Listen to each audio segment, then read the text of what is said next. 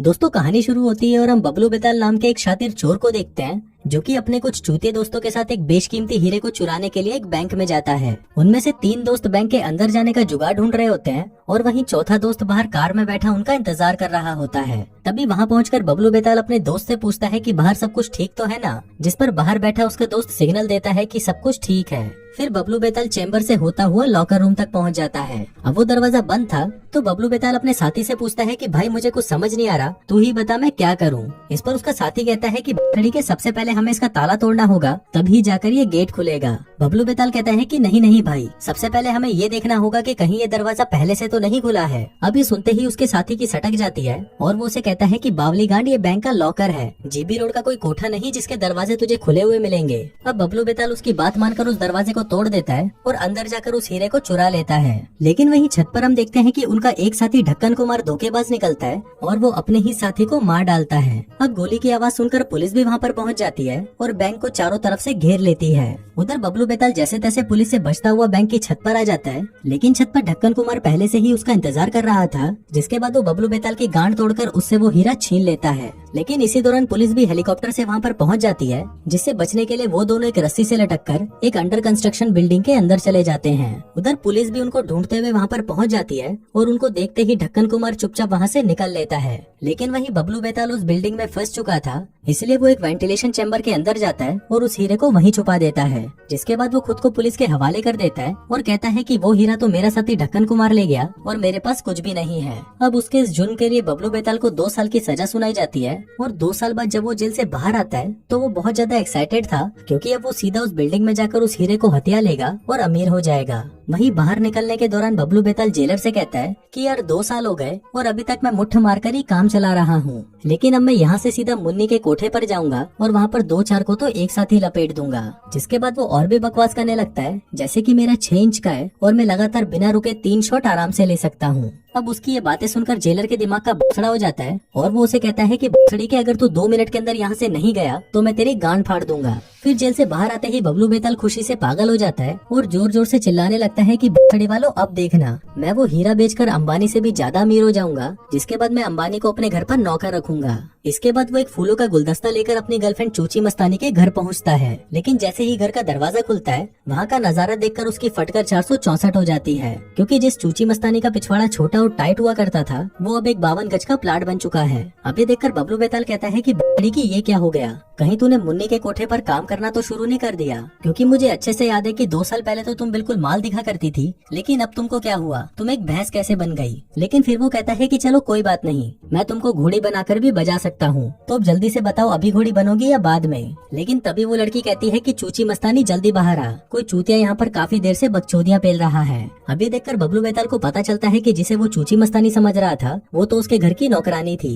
और चूची मस्तानी तो अभी भी माल दिखा करती थी। अब उसे देखकर बबलू बेताल कहता है कि जाने मन 2 साल से मैं जेल में हाथ गाड़ी चलाकर परेशान हो गया हूँ, तो क्या आज रात को मैं तुम्हारा तबला बजा सकता हूँ। अब ये सुनते ही चूची मस्तानी उसके मुंह पर दरवाजा बंद कर देती है और खिड़की से उसे कहती है कि टोपे के बाल, तूने मुझे क्या कहा था, तू बैंक में काम करता है। जिस पर बबलू बेताल कहता है कि नहीं नहीं मेरी जान, मैंने तो ये बोला था कि मैं बैंक लूटने वाला हूँ। अब ये सुनकर चूची मस्तानी गुस्सा हो जाती है और उसे चूतिया बोलकर वहाँ से भगा देती है। इसके बाद बबलू बेताल अपना हीरा लेने के लिए उसी जगह पर पहुंचता है जहां पर उसने 2 साल पहले उसे छुपाया था। लेकिन वहां पहुंचकर वो देखता है कि वो अंडर कंस्ट्रक्शन बिल्डिंग अब एक पुलिस स्टेशन बन चुका है। अब ये देखकर उसकी फट जाती है, क्योंकि अगर वो पुलिस स्टेशन में चोरी करता हुआ पकड़ा गया तो सभी पुलिस वाले उसे वहीं दबोचकर उसकी गांड फाड़ देंगे। लेकिन अब कैसे भी करके उसे पुलिस स्टेशन के अंदर जाना ही था, इसलिए वो अपना हुलिया बदलकर एक पिज्जा डिलीवरी बॉय बनता है और पुलिस स्टेशन के अंदर चला जाता है। फिर वहाँ वो उछलते कूदते एक पुलिस ऑफिसर के पास जाता है और उसे कहता है कि सर आपका पिज्जा जो आपने एक्स्ट्रा मुट्ठ मार के मंगवाया था वो तैयार है। तभी वो मोटा ऑफिसर कहता है कि हाँ हाँ इसे मैंने ही मंगवाया था, तुम इसे यहाँ पर रखो और चलते बनो।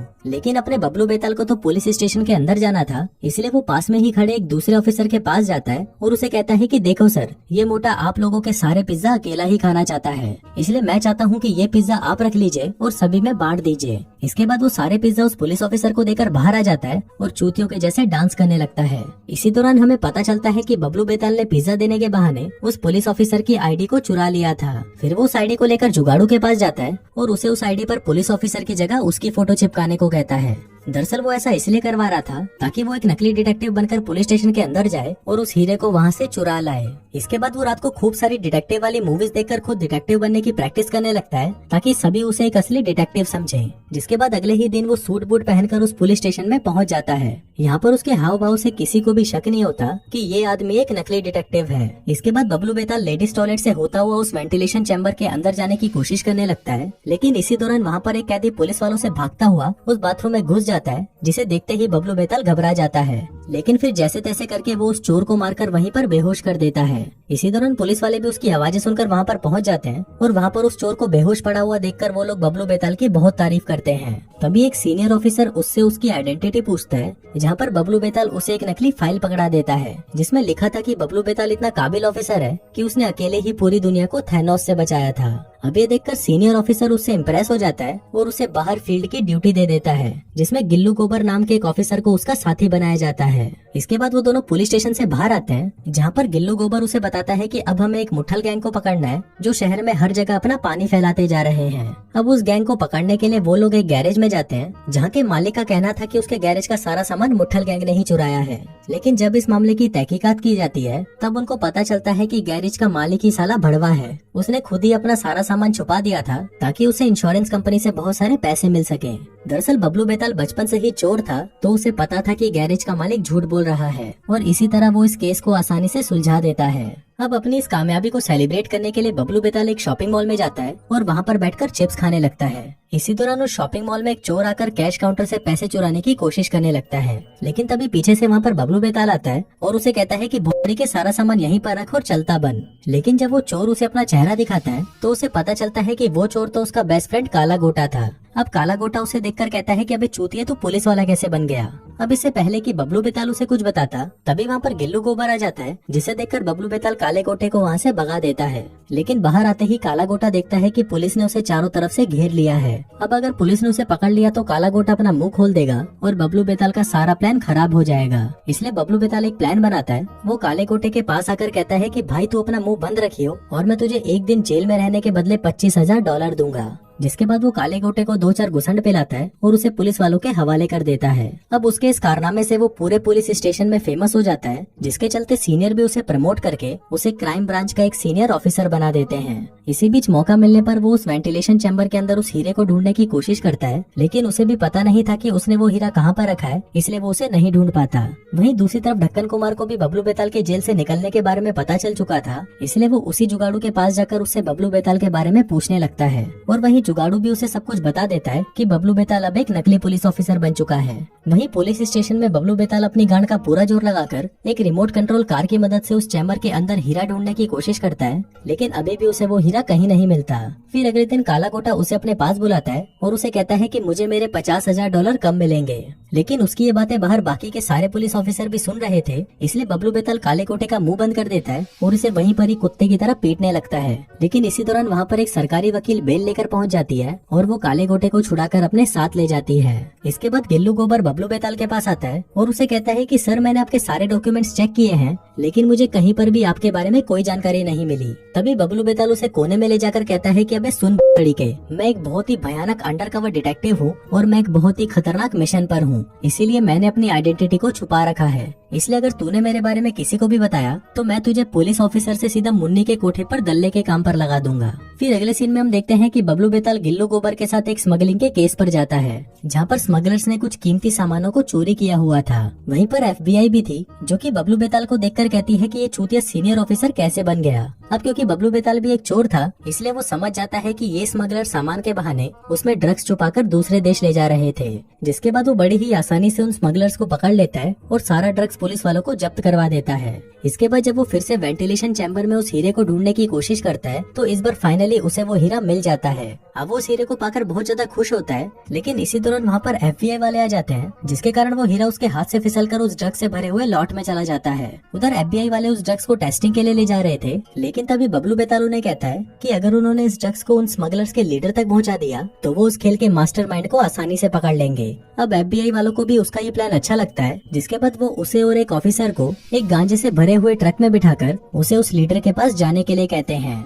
लेकिन फिर आधे रास्ते में ही बबलू बेताल उस ट्रक को रोककर उस हीरे को वहाँ से निकालने की कोशिश करता है। अब उसे वो हीरा मिला ही था कि तभी वहाँ पर काला गोटा और ढक्कन कुमार भी पहुँच जाते हैं उस हीरे में से अपना हिस्सा लेने। तभी ढक्कन कुमार उसे बंदूक दिखाकर उससे वो हीरा हथिया लेता है, लेकिन तभी वहाँ पर स्मगलर्स का लीडर आ जाता है और वो उस ट्रक को सीधा अपने अड्डे पर ले जाता है। इसके बाद जब वो वहाँ पर उन तीनों को देखता है तो उसे उन पर शक होने लगता है कि जरूर ये लोग पुलिस के आदमी हैं। लेकिन वही बबलू बेताल उसे समझाने लगता है कि नहीं भाई, हम तो तेरे जैसे ही एक चोर हैं। लेकिन उस लीडर को उसकी बातों पर विश्वास नहीं होता। अब वो उनको टपकाने ही वाला होता है कि तभी वहाँ पर पुलिस वाले भी पहुँच जाते हैं और पुलिस और चोरों के बीच में गोलीबारी होना शुरू हो जाती है। अब लड़ाई के दौरान गिल्लू गोबर टपकने ही वाला था कि तभी बबलू बेताल आकर उसे बचा लेता है। वहीं दूसरी तरफ ढक्कन कुमार हीरा और ड्रग्स से भरे ट्रक को लेकर वहाँ से भागने लगता है, लेकिन वही बबलू बेताल के साथ साथ पुलिस वाले भी उसके पीछे पड़ जाते हैं। ढक्कन कुमार तेजी से मैक्सिको के बॉर्डर की तरफ बढ़ने लगता है, क्योंकि अगर वो यूएसए को छोड़कर मैक्सिको पहुंच गया तो यूएसए की पुलिस उसका कुछ नहीं उखाड़ पाएगी। उधर बॉर्डर पर खड़े ऑफिसर्स भी उसे रोकने की बहुत कोशिश करते हैं, लेकिन ढक्कन कुमार उस बॉर्डर को तोड़कर वहां से निकल जाता है। वहीं अपना बबलू बेताल उस हीरे को ऐसे कैसे जाने देने वाला था, इसलिए वो भी उसके पीछे पागल कुत्ते की तरह मैक्सिको आ जाता है। जिसके बाद वो उसके ट्रक को क्रैश करवाकर उससे वो हीरा लेकर उसे जान से मार डालता है। इसी दौरान वहाँ पर बाकी पुलिस वाले भी पहुंच जाते हैं, जिसके बाद एक सीनियर ऑफिसर उससे उसकी पहचान पूछता है, क्योंकि किसी को भी उसके बारे में कुछ पता नहीं था। तभी बबलू बेताल कहता है कि मैं यूएसए से नहीं बल्कि मैक्सिको से हूँ और मैं वहाँ पर एक बहुत ही बड़ा डिटेक्टिव हूँ। अब क्योंकि मेरा मिशन खत्म हो गया है, इसलिए मुझे मेरे देश में वापस जाना होगा। जो कहते कहते वो यूएस के बॉर्डर को पार करके मैक्सिको पहुँच जाता है। इसी दौरान वहाँ पर भागता हुआ गिल्लू गोबर आता है और उसे कहता है कि मुझे पता है कि तुम एक चोर हो, लेकिन मैंने ये किसी को इसलिए नहीं बताया क्योंकि तुमने मेरी जान बचाई थी। इसके बाद वो दोनों हाथ मिलाते हैं और बबलू बेताल अपने हीरे को लेकर मुस्कुराता हुआ वहाँ से निकल जाता है। और दोस्तों, इसी के साथ ही ये कहानी यहीं खत्म हो जाती है।